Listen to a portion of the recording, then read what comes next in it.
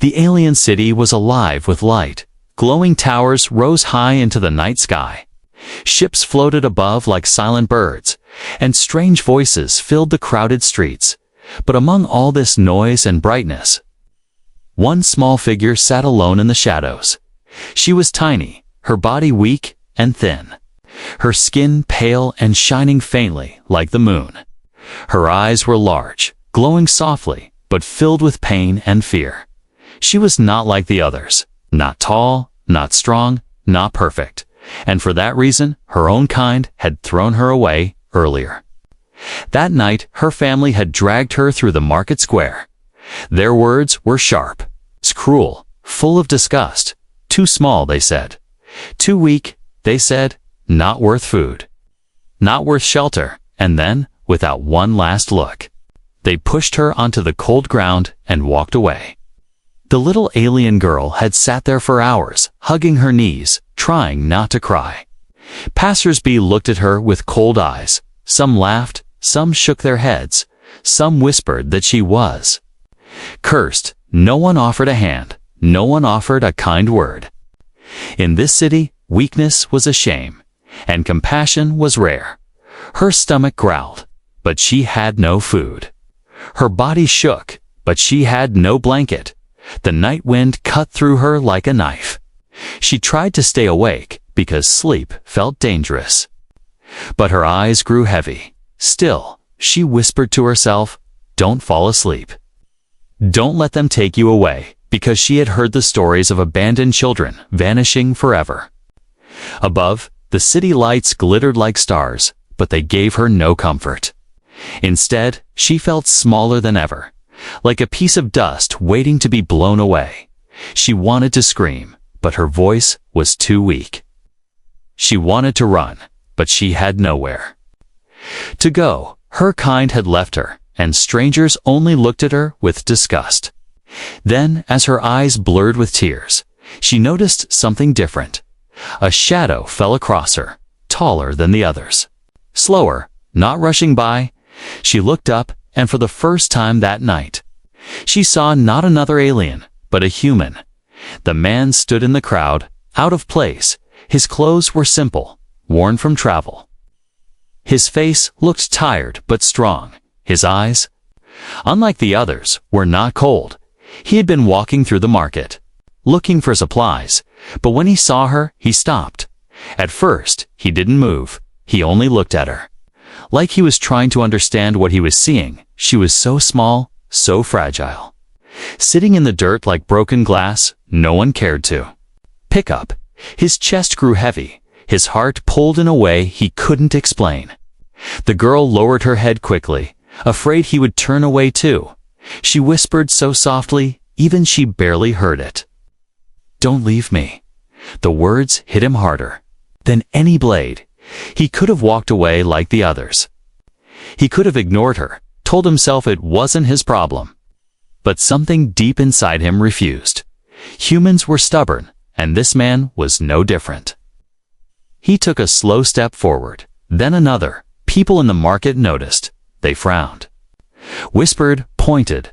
"What is he doing?" they muttered. "Why would a human touch one of them?" Someone hissed. Some even laughed, shaking their heads. For them, the girl was trash, and anyone who touched her would be stained too.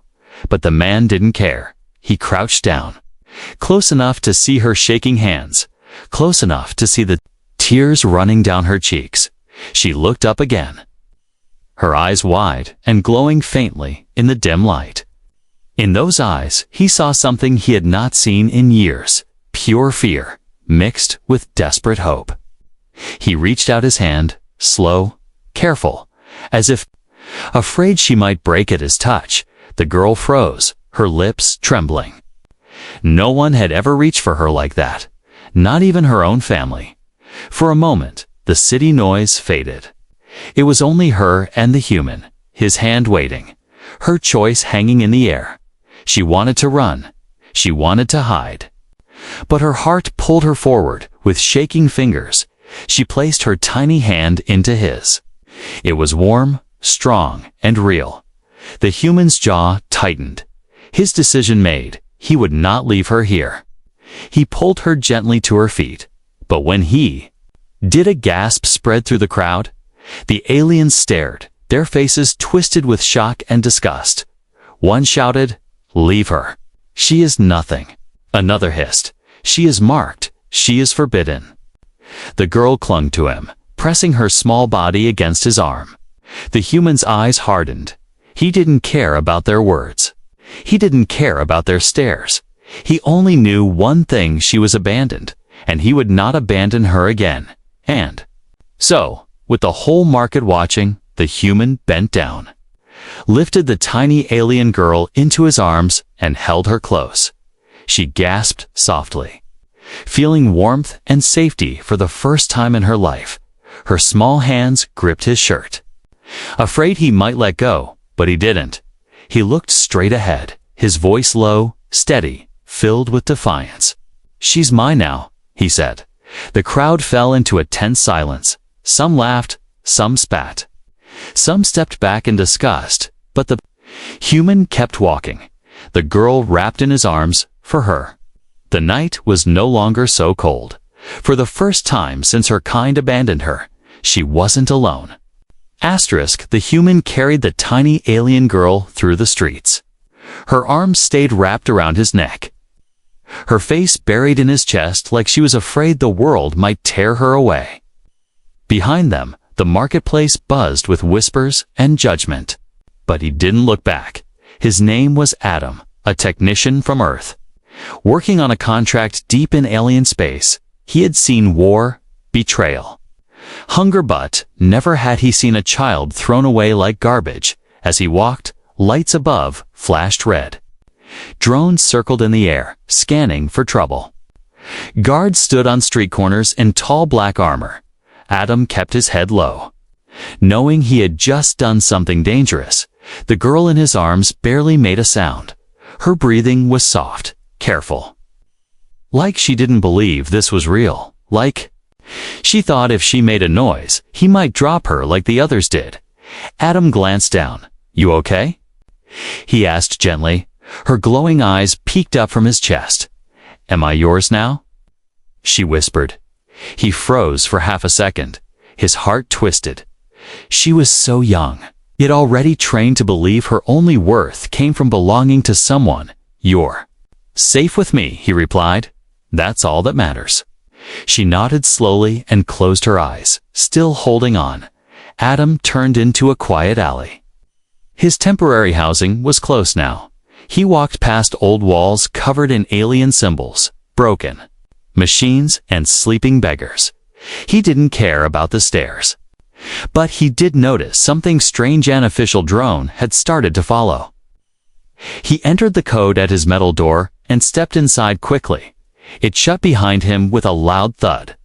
The room was small, just one bed, a food dispenser, and a broken COMM screen, not made for guests, especially not for alien children. Adam laid the girl on the bed gently. She curled up instantly. Like a frightened animal, her eyes stayed on him. Watching every movement, he walked to the food dispenser, tapped a few commands, and waited. A warm protein bar and a small cup of clean water dropped out. "Here," he said softly, holding the food toward her. She looked at it with disbelief. "Is it for me?" "Yes," Adam replied. "Eat." She took the bar carefully, like it might vanish, and began nibbling. Her hands still shook, but her eyes lit up just a little with every bite.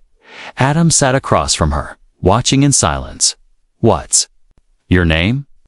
he asked after a moment. She hesitated, then whispered, "Neri." "That's a nice name," Adam said with a smile. She looked at him, confused. "They said it was a mistake to name me. Said I would not live long enough to need one." Adam's chest tightened. He leaned forward. "Well, now you have someone who thinks your name is perfect, for the first time." Neri smiled. It was small and shaky, but real. But that moment of peace didn't last long. Suddenly, Adam's device on the wall sparked to life. A voice came through, deep, robotic, and cold. "Human worker number 6741. This is a warning. I'll return the unauthorized unit to local enforcement immediately. You are in violation of Sector Code 1 to be. Neri froze, fear rushing back into her eyes. Adam stood up and slammed the come-off with his fist. They tracked us already, he muttered. He walked to the window and looked outside. Drones were in the sky, scanning. And a group of armored guards stood down the street. They hadn't moved yet, but they would soon. Adam knew this. Girl wasn't just some street orphan. She was considered unclaimed biodiscard, a life form thrown away. Legally labeled as trash, and anyone who took her in was breaking the law, but he had already made his choice. He turned back to her. Neri, we can't stay here. We need to move. She got off the bed quickly. I can hide. I'll be quiet. I won't make trouble. Adam knelt in front of her. You are not trouble. You're a child, and someone should have protected you. She looked down, her tiny hands clenched at her sides.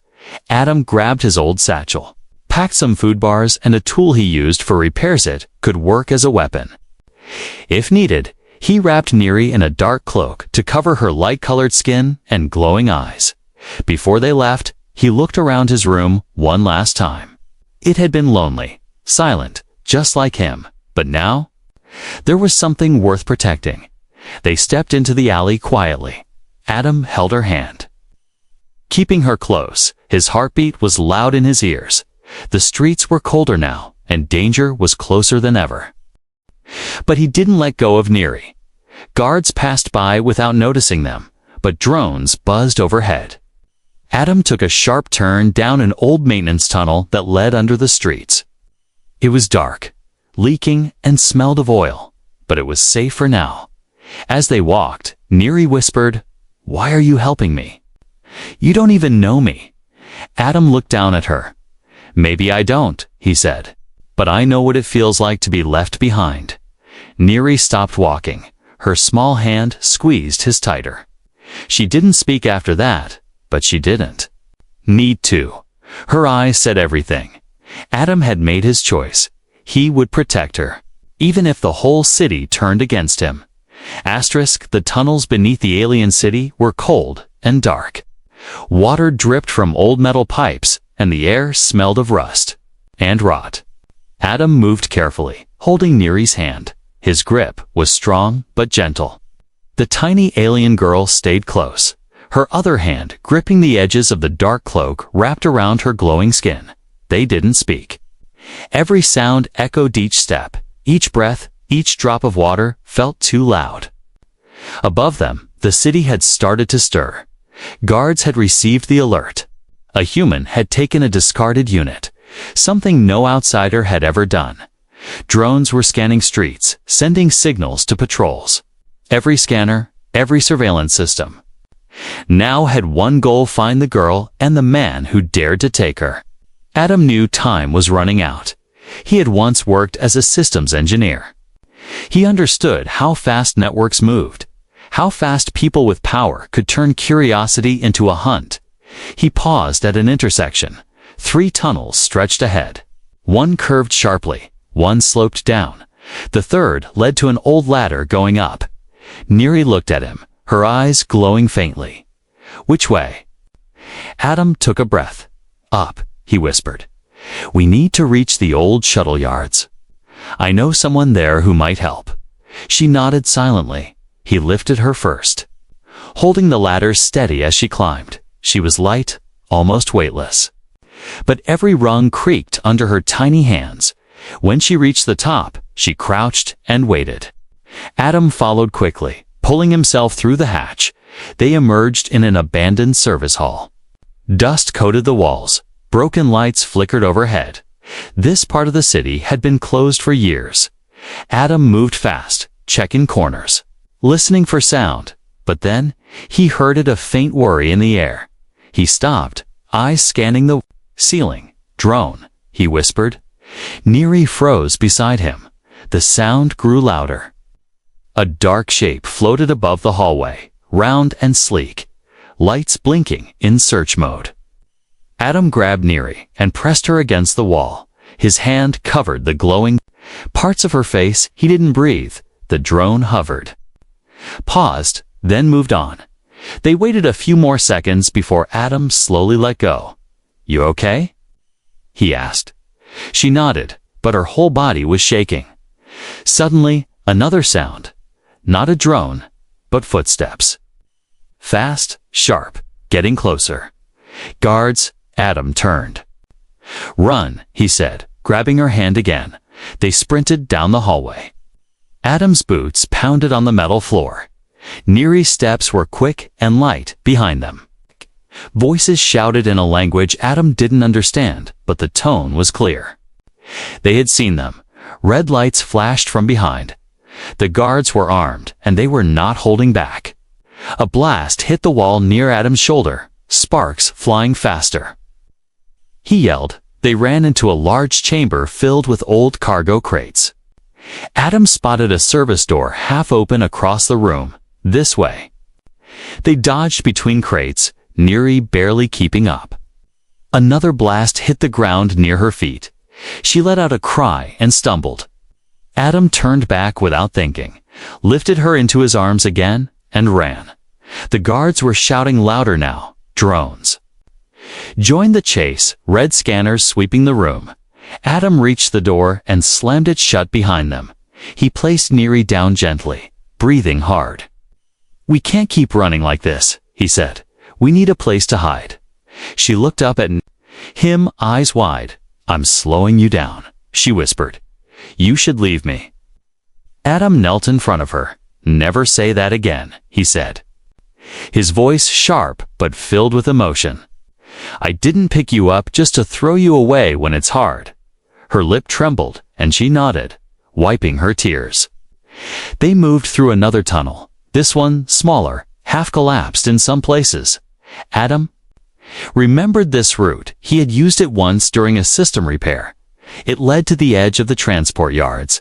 They crawled through a tight space, climbed broken stairs, and finally reached an old service platform. The lights here were dim, and the air felt still. Adam placed Neri behind a large control panel and covered her with part of the cloak. "Stay here," he said. "I need to check if the shuttle gate is still working." She clutched his arm. "Please don't go far. I'll be right there." He promised. He stepped around the corner, scanning for signs of life, but what he saw made him stop cold. A patrol ship hovered silently just outside the window. A squad of guards stood beneath it, eyes searching the area they were close to. Close. He rushed back to Neri. "We need to move now." She didn't ask questions, just followed. Adam spotted an old delivery lift and pried the doors open. Inside was dusty and dark. But it still worked. They stepped in, and Adam pressed the button. For the lowest level, as the lift creaked down, Neri looked at him. "Why do they want me so badly?" Adam looked at her, thinking of all he had seen, all he had learned, "Because you were meant to disappear." He said quietly, "And I didn't let that happen." Neri looked down, then back at him. "You're the first person who didn't." "Look away." Adam reached out and held her hand again. "We're not done yet," he said, "but we'll make it." The lift rumbled lower into the shadows, the sound of pursuit fading for now. But the hunt was far from over. The elevator finally stopped with a loud groan. Adam pushed open the old metal doors. The air smelled damp. The lights above flickered weakly. They had arrived deep underground, far from the glowing city above. This place had once been a cargo tunnel used for moving supplies in secret, but now it was abandoned. Silent, Adam stepped out first, checking the corners. His eyes scanned the pipes along the walls, the broken panels, and the dust-covered rails. "It's safe," he whispered, turning to Neri. The tiny alien girl stepped out slowly, holding the edge of her cloak. Close to her face, "This place is dark," she said softly, "like the old chambers." Adam raised an eyebrow. "What old chambers?" She didn't answer at first. Her eyes stared at the wall like she was looking through it. "I used to be kept in one," she finally said, "before they decided I was a mistake." Adam didn't speak. He could hear the weight in her voice. They said I wasn't growing right, she added. Too small, too soft, too weak. Adam's hands curled into fists. You're not weak, he said firmly. You're surviving. That takes strength. They walked deeper into the tunnel. Adam used his old tool to spark a bit of light from a wall unit. It gave off a soft orange glow, just enough to see. They found a small corner where the floor was. Dry Adam laid his jacket down so Neri could sit. He handed her a food bar. She took it without a word, chewing slowly. You've been alone a long time, haven't you? Adam asked. She nodded. They raised me in a lab, she said, told me I was a test. A prototype. I wasn't supposed to speak. Just respond to orders. Adam sat beside her, shocked. They made you like that. Not made, she whispered. Bred. My kind doesn't have children the normal way anymore.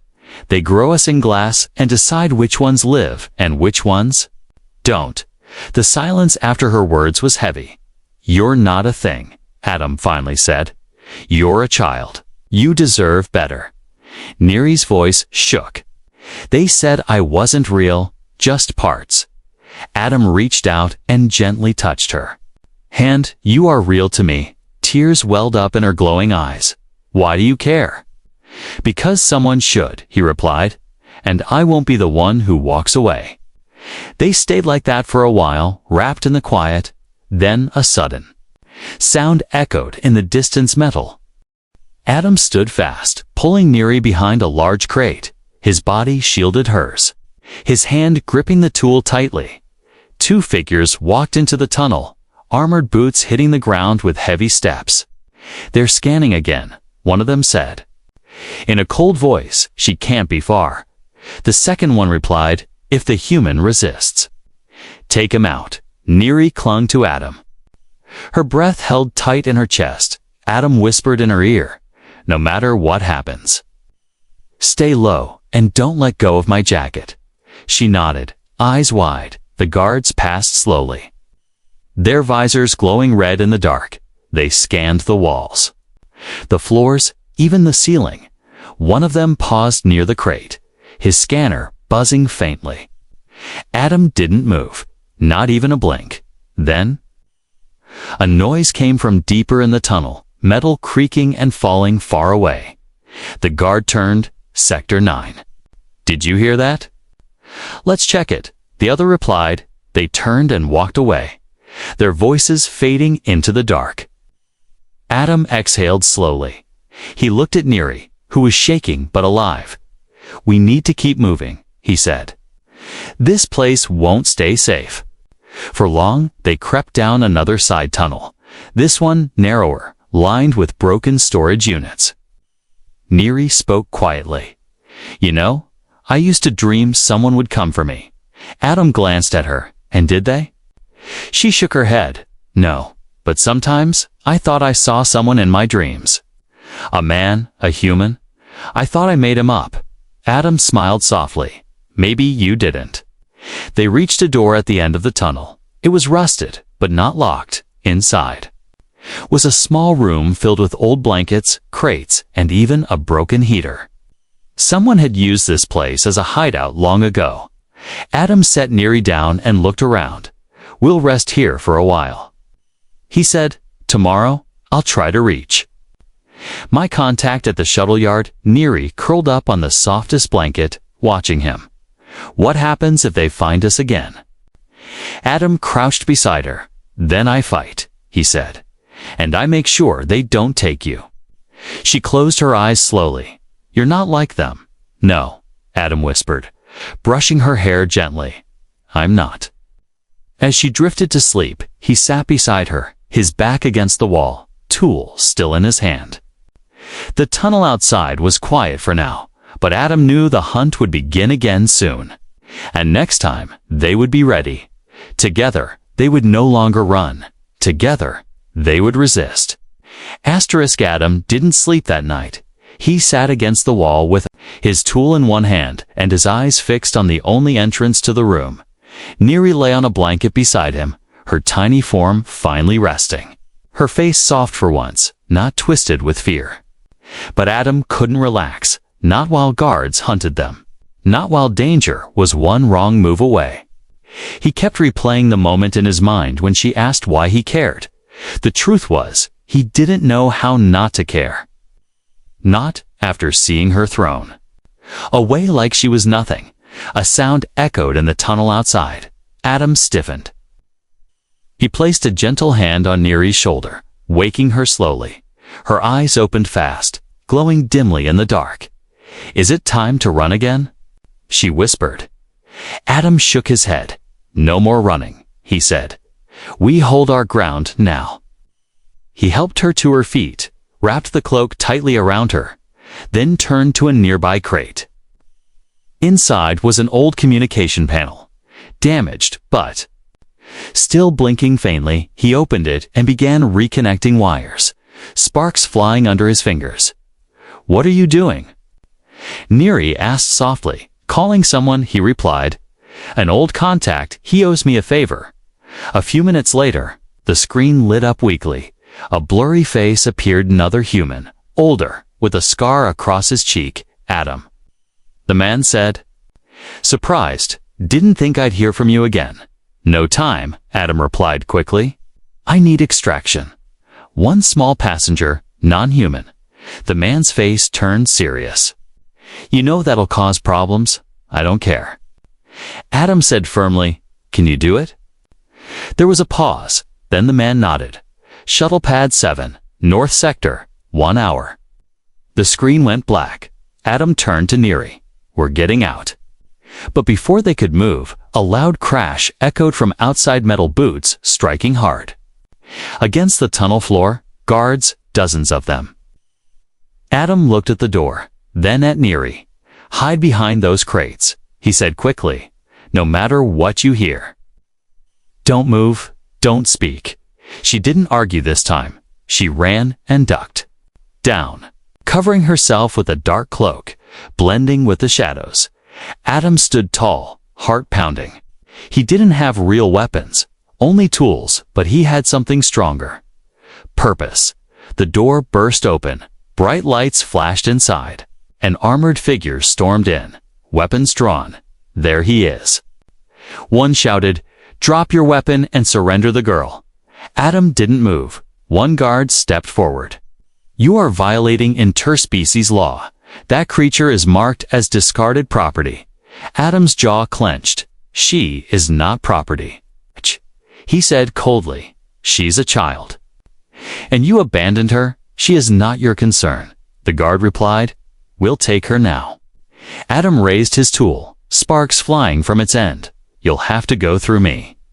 The guards didn't wait. The first one charged, and Adam swung the tool hard, striking the side of his helmet. Sparks flew. The guard fell. Another came from behind. Adam dodged and slammed the tool into the chest plate. The metal cracked, but there were too many. A third guard grabbed Adam's arm, twisting it painfully. Another struck him in the side. He fell to one knee. Still, he held his ground. Suddenly, a burst of light shot across the room. A guard stumbled back, clutching his helmet. Neri had stepped out of the shadows, her small hands glowing with strange blue energy. She had never used it before. Not fully, but something inside her awakened. She raised her hands again, and a wave of force knocked two guards off their feet. Adam looked at her in shock. You? "You have power. I didn't know," she whispered. "But I won't let them hurt you." The remaining guards hesitated, confused by the sudden turn. Adam used the moment to strike again. Knocking another to the floor, he grabbed Neri's hand. "Now we run." They bolted from the room, sprinting down the tunnel with everything they had left. Behind them, the guards regrouped. Shouts echoing, boots chasing. But Neri turned once more, lifted her hand, and sent another pulse of energy. Down the hall, the tunnel wall cracked, blocking the path for a few seconds. Enough time. Adam led her through a narrow maintenance door, up rusted stairs, until they reached a grated hatch. He kicked it open, and light poured through dull sunlight from the outside world. They had reached the outer level, the edge of the shuttle yards, in the distance. A small transport ship sat waiting, the hatch open, go. Adam yelled. They ran across the landing platform, wind whipping through the air. The pilot stood at the hatch, waving them in. Hurry up! He shouted. You brought the whole city after you. Adam helped Neri into the shuttle, then turned. One last time, the guards had broken through again. Racing onto the pad, weapons raised, Adam slammed the hatch shut. Lift off now. The shuttle engines roared to life. The platform shook as it rose into the sky. Below, the guards stared helplessly, watching their prey vanish into the clouds. Inside the ship, Adam collapsed against the wall. Breathless, bruised, but alive, Neri sat beside him, her tiny hand resting on his chest. You didn't let them take me, she whispered. He looked at her and smiled. Never. The shuttle broke through the thick clouds, rising higher into the quiet skies. Below, the alien city grew smaller, swallowed by the mist, the lights, and the memory of everything they had just escaped. Inside the small transport, Neri sat curled in the corner of the cabin, the cloak still wrapped around her. Her glowing eyes stared out the window, her face pale but calm. Adam leaned back in his seat, holding his side where a guard had hit him hard. His breathing was heavy, but he didn't complain. The pilot, a grumpy old human named Reese, grunted from the front seat. That was too close. I should have charged you double. Adam smirked weakly. You always say that? Reese shot him. A look, and you always drag me into trouble with aliens. Adam nodded toward Neri. She's not trouble. The pilot turned slightly, seeing the small girl for the first time. His grumbling stopped. She's just a kid, he muttered, then added, a glowing one. Neri hugged her knees tighter. Shrinking back, Adam noticed and stood, slowly. Walking over, he knelt beside her, ignoring the pain in his ribs. You all right? He asked gently. She looked at him, confused. You're hurt. I've been worse, he replied. But you. What you did back there, the power. That came from you. She nodded slowly. I felt it when they tried to hurt you. You saved me. Adam said with a soft smile. Twice, her lips trembled. I didn't know I could do that. They said I was broken, that I had no use. Adam's voice became firm. They were wrong. She reached out and placed a tiny hand on his arm. I didn't feel scared when I was with you. He covered her hand with his own. You made me feel strong, too. For a moment, there was only silence between them, not empty, but full of something new, something real. Reese cleared his throat, trying to hide the emotion in his voice. We'll hit orbit in 10 minutes, he said. After that, we'll be safe. For a while, Adam nodded, then looked back at Neri. We'll rest at the station first, then figure out where to go. She hesitated. Where do I go? He looked into her eyes. Wherever I go, you go too. Her voice cracked. I've never belonged anywhere before. Now you do, he said. With me, Neri leaned forward and hugged him tightly. Her small arms wrapped around his chest. Her body shook, but not from fear this time, from something else. Relief. He held her gently, protectively, like a father, like a guardian, like someone who had chosen her when no one else had. The engines hummed as the shuttle rose higher into the stars. Later, they sat side by side, eating quietly from a shared food pack. Reese tossed Adam a small medical kit, muttering something about not bleeding on the floor. Neri opened the kit with careful hands and started cleaning Adam's bruises. Her touch was soft, focused. You don't have to, Adam said. I want to, she replied. You took care of me. Now, I take care of you. He smiled. Deal? They laughed together, a soft laugh, one that neither of them had known for a long time. Reese glanced back again and shook his head. You know they'll be looking for you both, he warned. Adam nodded. I know, but we've got a head start, and we've got each other. Neri sat up straighter. I can learn, she said. To use the power inside me, to help more, not just hide.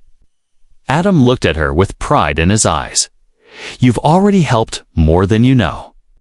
The stars outside the window grew brighter, the ship climbing into orbit. They passed satellites, abandoned stations, and old transport rings, silent giants floating in the dark. Adam watched them and thought about Earth, about all the places he had seen, and all the ones he had run from. But this time, he wasn't running alone. Neri leaned against him, her head on his shoulder. Will you teach me human things? She asked, like reading, fixing machines, and laughing more. Adam chuckled softly. Yeah, I can do that, and maybe. How to hug better. He smiled. That's the most important part. Rhys spoke again, this time more serious. There's an old colony station out near the belt, not under central control anymore, quiet, full of misfits like you too. Adam raised an eyebrow. You trust them? Rhys shrugged. As much as I trust anyone, but it's a place to breathe. And it's far from anyone who wants her back. Adam looked at Neri, who nodded eagerly. Then take us there, Adam said. The stars around them shimmered as the shuttle prepared for the jump to deep space. Adam tightened his grip on Neri's hand. They had escaped, they had fought, and now they had each other. And somewhere ahead, a new world was waiting. Asterisk, the shuttle floated quietly above the dark side of a small planet near the belt, below the colony. Station Rhys had mentioned came into view a ring of old metal buildings linked by long tubes, lights blinking softly in the dark. It wasn't shiny, it wasn't rich, but it was peaceful, to Adam. It looked like safety to Neri. It looked like a dream. The shuttle docked with a gentle hiss. Rhys opened the hatch and looked back at them. This is your stop, he said. Adam nodded. Carrying his small satchel over one shoulder, he reached out and gently helped Neri down the ramp, her tiny feet stepping carefully onto the station floor. The air smelled clean, not metallic or dirty like the cities. Aliens of different kinds walked through the halls, tall ones with fins, short ones with glowing spines, even a few humans. But no one stared, no one shouted, no one pointed. They just walked, nodded, and moved along. It was a place where everyone was different, tanned, that made it normal. Neri stayed close to Adam, her hand wrapped tightly around his fingers. She looked up at him. Are we safe here? He nodded. For now, yes, it's a new start. They were led to a small living unit, a single room with a round window, 2 beds, and a quiet hum in the walls. The view showed the stars outside, floating in endless space. Neri walked to the window, pressed her hand against the glass, and smiled. I've never seen this much sky, she whispered. It feels like it never ends. Adam placed the satchel down and sat on the edge of one bed, watching her. You're free now, he said gently. No one owns you. No one can hurt you here. She turned to him slowly, her glowing eyes soft. But I still want to stay with you. He nodded. And I want you to stay. That night, Neri curled up in her bed for the first time without fear. No loud alarms, no cold floors, no cages. Just a warm blanket, a soft pillow, and the steady presence of Adam across the room. She whispered into the darkness. Good night, Adam answered without hesitation. Good night. Kiddo. The days passed gently after that. Adam found work in the station's repair bay, fixing engines and teaching young colonists how to use old Earth tools. Neri followed him everywhere, watching closely, learning quickly. She was curious, smart, and full of quiet energy at night. They read books together, Earth stories, old adventure logs, tales of bravery and kindness. She laughed for the first time without holding it back. And Adam. He laughed too. She drew pictures on the walls, little stars, smiling faces. and a stick-figure version of Adam with a big, glowing girl next. To him, one evening, she stood beside him in the workshop, holding a tool. "Can I help?" she asked. He smiled. "You already do." The bond between them grew stronger every day. Not just because he saved her, but because she had saved him too. He had been drifting before, just moving from job to job, planet to planet. Now, he had purpose. He had someone to protect, to teach, to love. One afternoon, as they sat in the garden dome watching small alien birds fly through the air, Neri turned to him. "Adam." "Yeah, am I? Your family now?" He didn't answer right away. Instead, he wrapped his arm around her and pulled her close. "You were from the moment I picked you up," he said. Her eyes filled with tears, not from sadness, but something deeper, warmer. She rested her head on his chest. "Then I never want to leave. You never have to," he whispered that night as stars blinked outside the station. Neri had another dream, but this one was different. She wasn't alone in a dark chamber anymore. She wasn't being pushed or abandoned. In this dream, she ran through a field of starlight, laughing, and Adam was there too, smiling, waiting for her with open arms. When she woke, the feeling stayed in her heart. She walked over to his bed, climbed up without saying a word, and wrapped her tiny arms around him. He didn't move at first, then gently pulled her closer. "You okay?" he murmured, half asleep. She nodded against his chest. "I just wanted to feel safe." "You are," he whispered back. "Always, and in that small room."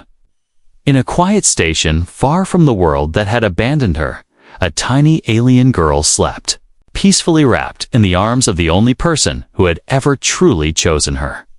He didn't let go. Not that night, not ever.